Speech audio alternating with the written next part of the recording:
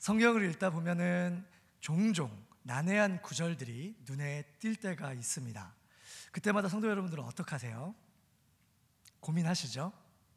저도 청년일 때 성경을 읽다가 도무지 이해가 안 되는 부분은 그래 뭐 내가 목사가 될 것도 아니고 그냥 지나가지 뭐 하고 쭉쭉쭉 지나왔던, 그런데 제가 전에 청년 때 섬겼던 교회 목사님이 설교하시면서 그런 얘기를 하시는 거예요. 본인도 설교를 하다가 아니면 말씀 연구를 하다가 이렇게 난해한 구절을 만날 때가 있다. 그때 자신은 냉장고에 넣어둔다라고 이야기를 하시는 거예요. 냉장고. 그래서 이 말씀을 잠시 마음속에 냉장고에 넣어두는 거예요. 그러고 있다가 생각나면 다시 꺼내가지고 곱씹어보고 이렇게 보고 저렇게 보고 그러다가 또 이해가 안 되면 또 다시 냉장고에 넣어두는 겁니다. 끄집어내고 넣어두고 끄집어내고 넣어두고 그러다가 어느 날 풀리는 문제도 있고 풀리지 않는 구절도 있다고 해요. 예전에 그 얘기를 듣다가 저도 신대원을 가고 말씀 연구하고 설교하는 사람의 이제 길을 가다 보니까 그때 그 생각이 나서 저도 저의 냉장고를 저희 컴퓨터 외장 하드에 넣어 두었습니다. 제법 쌓여갔었는데요, 세상에 이게 불행인지 다행인지 그 외장 하드가 바닥에 떨어지면서 그게 다 날아가 버렸어요. 그게 한 1, 2년 정도 됐는데요, 더 불행인지 다행인 건지는 모르겠는데 머릿속에 거기 있는 게 기억이 나는 게 별로 없는 거예요. 참 감사한 일인 것 같기도 합니다. 근데 그러한 냉장고 속 구절들 중에서 제가 이제 고민하다가 신대원 수업 시간에 한 목사님께서 이제 과제물로 저에게 내어주신 구절이었고, 제가 참 이거 어떻게 하나님이 왜 이 말씀을 주셨을까 고민을 하다가 제 마음속에 이렇게 볼 수도 있겠구나, 이렇게 했을 때 하나님의 마음이 조금 더 드러나는구나. 제가 하나님을 만난 귀한 경험이 있었습니다. 그래서 오늘 특별히 이 수요일 성도 여러분들과 함께 이 예배 가운데 제가 만난 이 하나님의 이 마음을 함께 나누고 또 그 마음으로 말미암아 하나님의 백성의 온전한 삶, 더욱더 이 하나님을 닮아가는 삶을 사시는 저와 여러분이 되기를 주님의 이름으로 축복합니다. 오늘 본문에는 한 청지기가 등장하죠. 청지기라는 말, 사실 우리가 살다 보면 그렇게 많이 듣지는 못하잖아요. 교회에서만 종종종 쓰이긴 하지만 세상 사람들은 청지기라는 말을 그렇게 자주 쓰지 않습니다. 사실 성경 안에서도 이 청지기라는 말이 그렇게 자주 등장하지 않더라고요. 찾아보니까 원래 이게 청지기라는 말을 원어로 이렇게 찾아보니까 10군데 딱 등장을 했었습니다. 그리고 재밌는 사실은 우리 예수님이 이 청지기라는 말을 직접 사용하신 거는 딱 4번이세요. 근데 그 3번이 바로 오늘 봤던 이 본문 속에서의 3번이었습니다. 청지기 약간 좀, 그리고 이 나머지 한 군데도 누가복음 안에 있었는데 이렇게 찾아보다 보니까 예수 왜 이렇게 제가 이런 작업을 했냐면 이 본문이 너무 어렵잖아요. 그러면 이 청지기가 다른 데서 어떻게 쓰였는지, 또 그러면 도대체 예수님이 이걸 왜 쓰셨는지 이제 성경을 연구하는 이제 목사님들이나 학자들은 죄송합니다, 짓들을 다 합니다. 그래서 이렇게도 보고 저렇게도 보고 잘라도 보고 그러다 보니까 이 처음 쓰였던 누가복음 12장에서 청지기가 어떻게 사용되었는지 한번 살펴보게 되었죠. 그 다른 한 구절을 지금 성도님들과 함께 보기를 원하는데요, 누가복음 12장 42절 말씀입니다. 42절에서 48절인데요 우리 함께 조금 긴 구절이지만 한번 읽어보도록 할게요. 몇 장만 넘기시면 12장 42절과 48절까지 한번 읽도록 하겠습니다. 시작. 주께서 가라사대 지혜 있고 진실한 청지기가 되어 주인에게 그 집 종들을 맡아 때를 따라 양식을 나누어 줄 자가 누구냐. 주인이 이를 때에 그 종이 그렇게 하는 것을 보면 그 종은 복이 있으리로다. 내가 참으로 너희에게 이르노니 주인이 그 모든 소유를 그에게 맡기리라. 만일 그 종이 마음에 생각하기를 주인이 더디오리라 하여 남녀 종들을 때리며 먹고 마시고 취하게 되면 생각하지 않은 날 알지 못하는 시각에 그 종의 주인이 이르러 엄히 때리고 신실하지 아니한 자에 받는 벌에 처하리니 주인의 뜻을 알고도 준비하지 아니하고 그 뜻대로 행하지 아니한 종은 많이 맞을 것이요 알지 못하고 맞을 일을 행한 종은 적게 맞으리라. 무릇 많이 받은 자에게는 많이 요구할 것이요 많이 맡은 자에게는 많이 달라 할 것이니라. 아멘. 예수님께서 말씀하신 지혜 있고 진실한 청지기는 어떤 청지기죠? 그 청지기가 당연히 해야 될 것들이 오늘 본문에서 무엇이었습니까? 때를 따라 그 집의 종들에게 양식을 나누어 주는 자이죠. 반면 그 마음의 주인이 더디오리라 생각하고 남녀 종들을 때리고 먹고 마시고 취하는 청지기는 생각하지 못한 때에 주인이 와서 그를 엄히 때리고 신실하지 못한 자가 받는 벌에 처한다고 예수님께서는 이 청지기의 비유를 말씀하고 계십니다. 어찌 보면 주인이 청지기에 맡긴 일이 별거 아닌 것처럼 보일 수도 있습니다. 단순히 주인이 그 집을 잠시 비웠을 때 그 집 종들에게 먹을 양식을 때에 따라 나누어 주는 일, 이 일이 지금 이 구절에서 청지기에게 요구되어지는 중요한 사건이죠.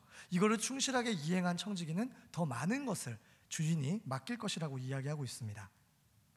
하지만 이 작아 보이는 그 일을 당시 시대 정황으로 우리가 살펴보았을 때는 이게 보통 일이 아니었다는 것을 우리가 알 수 있는데요. 당시 종은 어떤 존재였죠? 그렇죠. 한 주인의 재산으로 취급되는 사람들이었습니다. 예를 들면 전쟁이나 여러 가지 방법들을 통해서 상인들을 통해서 전쟁의 포로들, 그 노예들을 사서 그 집의 종으로 부리는 것이죠.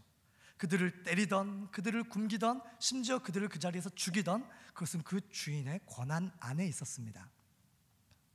이러한 종들에게 한 주인이 그들이 먹는 한 끼 한 끼의 양식의 때를 따라서 그 청지기에게 제때 줘라 라고 말하는 것은 어떻게 보면 그 종들에 대한 배려일 수도 있고요. 하지만 조금 더 한 차원 다른 각도에서 본다면 그 주인이 참 지혜로운 주인이라고도 할 수 있겠죠.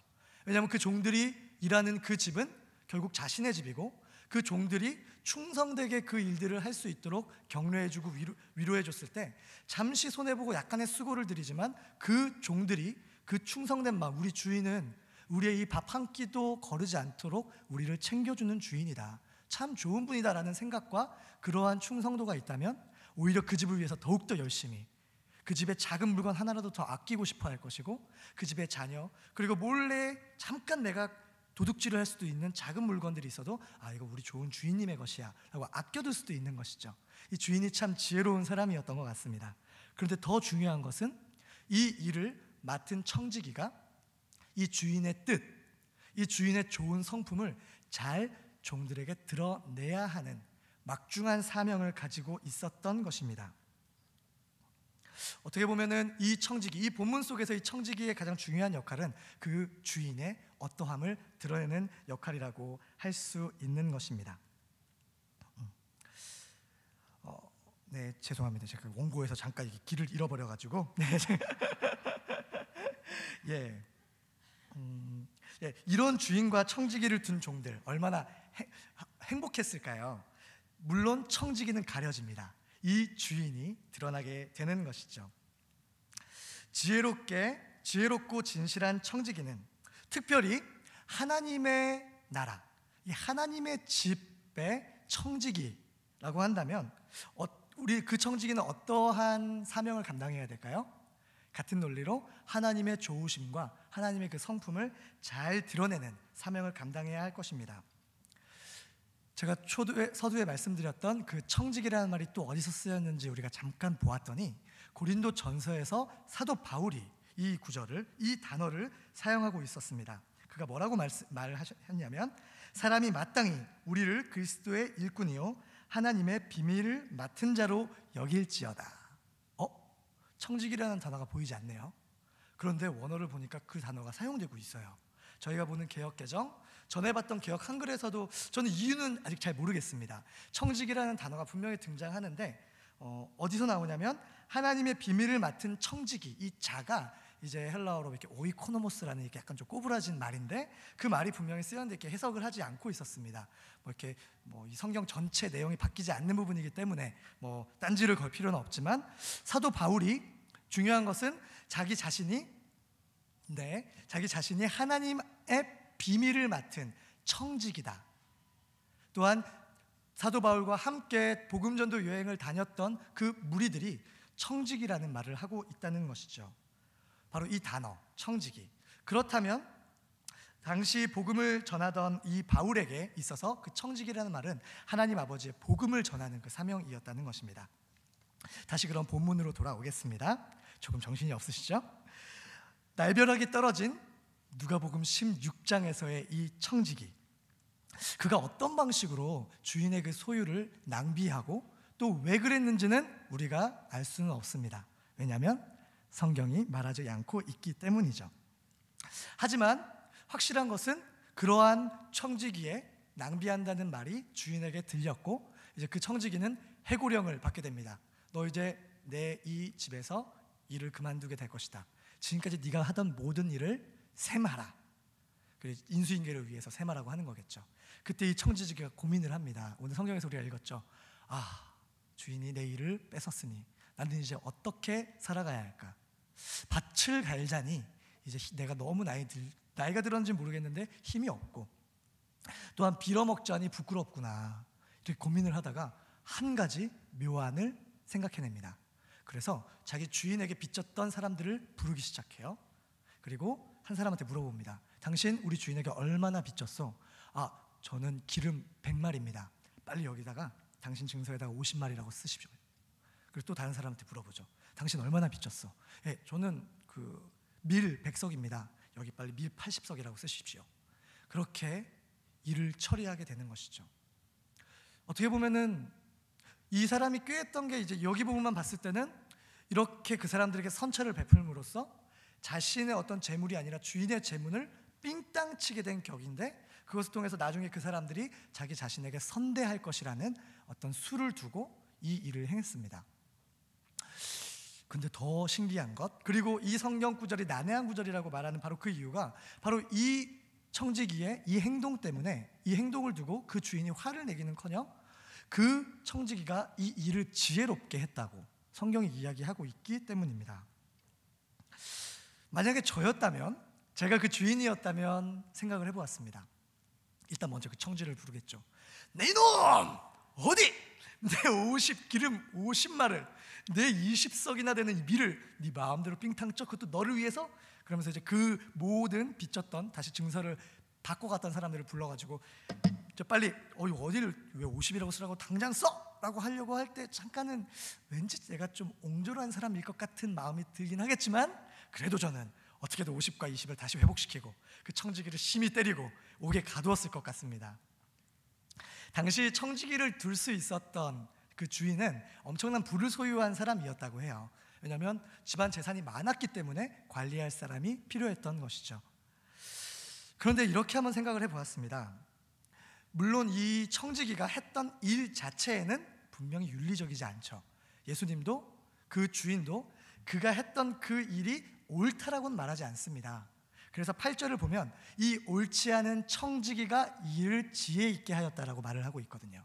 그 말은 이 청지기가 행하는 일은 분명히 옳지 않다, 이건 불의하다라는 말입니다. 옳지 않지만 그 일을 행했던 그 행동 자체는 참 지혜로웠다라고 이렇게 기가 막혀 하면서 아마 그러지 않았을까 싶어요. 이 인간 이렇게까지 해? 근데 참 머리는 좋다, 아마 이런 마음이었을 것 같습니다. 그렇다면 그가 뭘 도대체 그렇게 했을까요? 만약에 가정을 해보도록 하겠습니다. 이 주인이 사람들에게 너그러운 사람이고 자비로운 사람이며 또 때로는 너무너무 관대하지만 어떤 기준이 있기 때문에 어떤 빚져서 너무너무 힘든 사람이 있음에도 불구하고 정말 그에게, 왜냐하면 그의 빚을 탕감해 주고 싶지만 다른 사람들도 그에게 빚을 져 있잖아요. 기준들이 무너지면 일이 엉망진창이 되기 때문에 참 마음이 힘들어하고 이렇게 도와줄 수 있었던 주인일 수 있잖아요. 그리고 만약에 그런 주인이라고 우리가 가정을 해보도록 하겠습니다. 만약 청지기가 그렇게 일을 했다고 해요. 나쁜 일을 저질렀습니다. 그렇게 됐을 때 그 빚을 졌던 사람이 그날 어떤 기분이었을까요? 100을 빚졌는데 50이 되었어요. 집에 가면서 막 이 일을 자랑하고, 그럼 친구들이 야 너 오늘 밑에 1층에서 커피 싸? 그러면 야 가자, 내가 50라떼 오늘 아이스 카라멜 마키아토까지도 내가 쏠 수 있다, 그러면서 가장 비싼 커피입니다 저희 교회에서. 이러면서 기분 좋게 막 쌌을 수도 있죠. 그 빚을 졌고 억눌렸고 답답하고 힘들어하던 그 처지에 있는 자가 어쨌든 그 빚이 탕감되어 반으로 줄었다는 것 때문에 너무너무 기뻐하고 행복했을 것입니다. 근데 다시 그를 불러다가 야, 내 청지기 내가 그렇게 시킨 거 아니야, 다시 100이야, 다 써. 사실 이렇게 한다고 그 누구도 그에게 뭐라고 할 사람은 없죠. 이거 합법적입니다. 논리적이죠. 하지만 만약에 그 주인이 너무너무 관대한 사람이었다면 이 청지기의 이 사건이 명분이 돼서 내 기준에는 어쩔 수 없는 부분이 있지만 그래도 일이 이렇게 벌어졌으니까 그렇게만 하십시오 라고 할 수도 있는 부분이 있는 거죠. 또 만약에 옹졸한 사람이었다면 그렇게 하지 않았겠죠. 하지만 주인이 좋은 사람이라는 가정을 했을 때, 그리고 그 주인의 성품을 너무너무 잘 알았다면, 그 청지기가, 그래서 이를 이렇게 처리해버리고 그 주인한테 혼도 안 나고 결국엔 자기도 좋아지고, 어떻게 보면 주인한테도 좀 좋아지는, 결국 이렇게 머리를 재빠르게 굴린 이 청지기의 그 지혜에 대해서만큼은 확실히 우리가 칭찬할 수 있다라고 우리가 해석할 수도 있는 것입니다. 사실 성경을 해석하기 위해서는 이렇게 가정으로만 할 수는 없습니다. 성경 본문을 깊이 연구를 해야 되는 책임이 있고요. 또 그 다음 중요한 것이 그 전후 문맥, 그 전장, 그리고 그러면 이 설교가 포함되어 있는 전체 이야기 속에서 어떤 일들이 있었는가, 어떤 흐름이 있었는가를 우리가 살펴보는 것 또한 중요합니다. 그래서 우리가 우리의 시야를 조금만 넓혀서요, 우리 15장부터 한번 보고 싶은데요. 사실 15장에서 우리 한번 한 장만 넘기면 되니까 한번 펴보도록 할게요. 15장 1절에서 보면 예수님의 이 긴 설교가 시작되는, 어떻게 보면 전환이 이루어지는 부분입니다. 모든 세리와 죄인들이 말씀을 들으러 가까이 나아오니 바리새인과 서기관들이 수군거려 이르되 이 사람이 죄인을 영접하고 음식을 같이 먹는다. 수군수군거립니다. 당시에 죄인이나 세리와 같이 먹는다는 것 자체는 그 죄인의 자리에 동참하는 것이고, 그때 당시에 종교 지도자들, 바리새인들이나 이 사람들은 그런 것들을 경멸했어요. 그들과 같은 자리에 있는 것조차 꺼려했던 것이죠. 이러한 바리새인들의 수군거림을 알고 예수님이 입을 떼시면서 하셨던 첫 비유가 바로 잃어버린 한 마리 양의 비유였습니다. 양 100마리가 있었는데 한 마리를 잃어버렸어요. 99마리를 그 자리에 두고 한 마리를 찾아가는 그 목자의 심정, 우리 비유는 그대로 다 받을 수는 없겠죠. 99마리도 중요하기 때문이죠. 하지만 이 비유를 통해서 예수께서 하시고자 하는 말씀은 한 마리 양, 잃어버린 한 영혼이 돌아오는 게 얼마나 기뻐하시는지, 그리고 또한 두 번째 비유에서는 잃어버린 드라크마의 비유입니다. 한 여인이 드라크마 하나를 잃어버리죠. 그래서 온 집을 다 쑤시고 찾다가 그 드라크마를 찾았을 때 그 기쁨, 그래서 그 전에 나왔던 구절에서도, 그리고 이 드라크마 비유에서도 사람들을 불러서 막 잔치를 합니다. 그 다음 이어지는 비유는 바로 탕자라고 우리가 이름 붙인, 돌아온 탕자라고 이름 붙여진 두 아들을 둔 아버지의 비유입니다. 모두 다 아시죠? 아버지의 재산 반을 가지고 가서 다 그렇게 아들이 돌아왔을 때 그 아버지가 그를 끌어안고 다시 영접하는, 그때 첫째 아들이 그러죠. 아버지, 도대체 이게 뭡니까? 그때 아버지가 또다시 첫째 아들에게 말합니다. 얘, 너 왜 내 마음을 모르니? 네 동생이 죽었다가 살아났는데. 그러다가 바로 이어지는 구절이 바로 16절, 이 16장의 이 청지기의 비유입니다. 사랑하는 성도 여러분, 당시 하나님의 청지기, 자칭하여 빛의 아들들이라고 일컫던 바리새인들이 어떤 행동을 했는지 알고 계실 겁니다. 물론 하나님의 말씀을 너무 사랑했어요. 하나님을 사랑한다고 생각하고 그렇게 산다고 그들은 여기고 살았습니다. 하지만 그들이 했던 것은 이 잃어버린 한 영혼을 찾아 헤매시는 하나님 아버지의 마음에 집중하기보다 이 구약 성경 속에서 하나님께서 주셨던 그 율법 말씀들을 어떻게 하면 잘 지킬까, 그렇게 잘 지킬지 고민을 하다가 성경에 없는 항목들까지 이제 이렇게 해서 요거는 한 요 정도까지 하면 괜찮은 것 같아. 이건 너무 심하니까 요 정도 선. 그렇게 법들을 정하고 자기들이 그것을 열심히 지키면서 그것들을 지키지 않는 자들을 정죄하고, 또한 자신들의 기준에서 벗어나는 사람들을 사회적으로 아주 고립시켜버리는 그러한 행동들을 하고 있었습니다. 세리들과 죄인들이 예수님께 나아올 때 수군거렸던, 하나님의 아버지의 마음에는 눈꼽만큼도 관심이 없어 보이는 바리새인들과 세리들, 그러한 당시의 청지기들, 예수님은 바로 그들에게 이 비유를 통해서 어떤 말씀을 하고 싶으셨던 것일까요? 제가 믿기로는 바로 이 옳지 않은 청지기의 비유를 통해서 예수님께서는 그 바리새인들이 하나님 아버지의 마음을 알기를 원하셨다고 저는 믿습니다.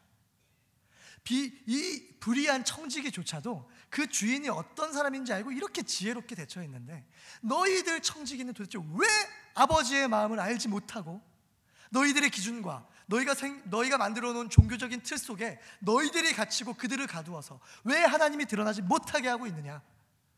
하나님께서는 이 바리새인들과 당시 종교 지도자들에게 이 독사의 자식들이라는 말까지 뱉으시면서 하나님 아버지의 마음이 가려지고 하나님 아버지의 사랑과 자비하심이 무궁무진하신 그 하나님을 가리는 그 행동에 대해서 단호하게 꾸짖으셨던 것입니다. 목마른 자들아 물로 나아오라. 돈 없는 자도 오라. 너희는 와서 사 먹되 돈 없이 값없이 와서 포도주와 젖을 사라. 선지자 이사야를 통해서 외치시던 하나님, 여호와라 여호와라, 자비롭고 은혜롭고 노하기를 더디하고 인자와 진실이 많은 하나님이라. 그 빛으로 모세 앞을 지나가시면서 자신의 성품을 드러내셨던 이 하나님을 바리새인들은 주목하지 않았습니다. 이 옳지 않은 의롭지 못한 청지기조차 자신이 섬기는 주인에 대해서 잘 알고 이를 처리하였습니다. 이 세대의 아들들은 이 세상을 사랑하고 세상의 순리에 따라 살아가는 이들조차 자신들의 처신을 위해서 이렇게 머리를 굴리면서 살아가는데, 그 주인의 성품을 잘 알고 열심으로 살아가는데, 당시의 빛의 아들이라고 자청하던 그 바리새인들을 향해서 지적하시는 하나님의, 예수님의 그 마음 느껴지시나요? 사랑하는 성도 여러분, 우리는 우리의 힘으로는 도저히 감당할 수 없는 빚을 지고 살았던 자들입니다. 그 빚으로 말미암아 영원한 형벌에 처할 수밖에 없었던, 이미 우리는 죽었던 자들입니다. 하지만 예수님께서 우리에게 찾아오셨고 우리의 그 빚을 예수님께서 친히 지시셔서 그 빚의 값, 죄의 싹신, 사망을, 그 죽음을 대신해서 십자가에서 치루어 내셨습니다. 그래서 이제는 그 예수 그리스도의 은혜로 말미암아 그 빚에서 자유하여진 그 기쁨, 그 구원의 희열을 느끼면서 이 자리에서 하나님을 예배하고 있는 줄로 믿습니다. 그와 동시에 하나님께서는 우리에게, 그렇다면 이제 이 비밀, 하나님의 비밀, 이 하나님 나라의 이 비밀인 복음을 이제 너희가 청지기로 맡아, 이제 너희가 청지기로서 이 땅에 나의 이 사랑과 나의 이 성품과 이 놀라운 천국 비밀을 너희가 전하여야 되지 않겠느냐, 그렇게 우리에게 사명을 또한 주시는 분이 우리 하나님이십니다. 하지만 우리의 모습 속에 바리새인들이 행하던 그러한 모습들, 당시의 종교 지도자들이 만들어 놓았던 그 종교적인 틀 가운데 갇혀서 하나님의 아버지의 마음에서는 조금 멀어진 우리의 모습은 없는지, 때로는 그 하나님 마음을 내가 알지만, 그 마음, 그 뜻대로 내가 살기를 원하지만 늘 넘어지고 부딪히고 깨져서 좌절하고 절망하고 있는 모습들은 우리 안에 없는지, 또한 그러한 시험 끝에 결국 지쳐서 이제는 그냥 종교적인 다른 어떠한 행동들로 그것을 묻어둔 채 이제 무뎌진 우리의 심령 가운데 그저 신앙생활을 하고 있는 우리의 모습은 없는지 한번 돌아보시기를 바랍니다. 청지기로 부름받을 우리는 이 시간 확실하게 제가 믿음으로 선포합니다. 우리의 능력으로 이러한 청지기의 사명을 결코 감당할 수 없습니다. 우리 안에는 선한 것이 없기 때문입니다. 우리의 의지, 우리의 노력, 우리의 깨달음, 이것으로는 결코 하나님의 성품을 드러내는 청지기의 삶을 살아갈 수 없습니다. 하지만 바로 이 빚을 탕감해 주신 예수 그리스도의 십자가 앞으로 나아갈 때 마치 수군거렸던 바리새인들이 아니라 모든 세리와 죄인들이 예수님의 말씀을 듣기 위하여 예수 그리스도께로 가까이 나아온 것처럼 우리도 예수 그리스도의 십자가 앞으로 한 걸음 더 나아가서 나의 죄를 사하여 주시고 나를 위하여 십자가에 피를 흘리신 예수 그리스도 앞에 겸손히 무릎 꿇고, 주님, 나는 죄인입니다. 주님, 내 안에는 선한 것이 아무것도 없습니다. 내가 주님의 구원을 받은 주님의 백성임에도 불구하고 내가 청지기의 삶을 살기보다는 내가 나의 뜻, 하나님 아버지의 마음보다는 나의 마음, 나의 가족, 내가 원하는 것들만 추구하며 살아가려 하는 죄인된 습성을 지닌 부족한 자입니다. 주님, 나를 긍휼히 여겨 주시옵소서. 주께 간구할 때 여전히 그 자리에서 우리를 위하여 십자가의 보혈로 우리를 감싸 안아주시고, 일어나라, 내가 너의 힘이 되어줄게, 내가 너의 능력이 된다, 내가 너를 혼자 두지 않고 홀로 두지 않고 네 안에 나의 성령, 나의 거룩한 영을 두어 너희로 그 일을 해내갈 수 있도록 내가 돕겠다 말씀하시고 확증하시는 주님 앞으로 매일 나아갈 때에 우리가 주님의 이 사명을 감당할 수 있을 줄로 믿습니다. 사랑하는 혜성의 성도 여러분, 십자가 앞으로 나아갑시다. 매일마다 나아갑시다. 매 순간 우리를 구원하신 예수님의 그 사랑 앞으로 나아갑시다. 바로 그때에 우리는 우리 하나님 아버지의 성품을 이 땅 가운데 드러내며 하나님 나라의 이 비밀된 복음을 전하는 올바른 충성되고 칭찬받는 청지기의 삶을 살아낼 수 있을 줄로 믿습니다. 제가 기도하겠습니다.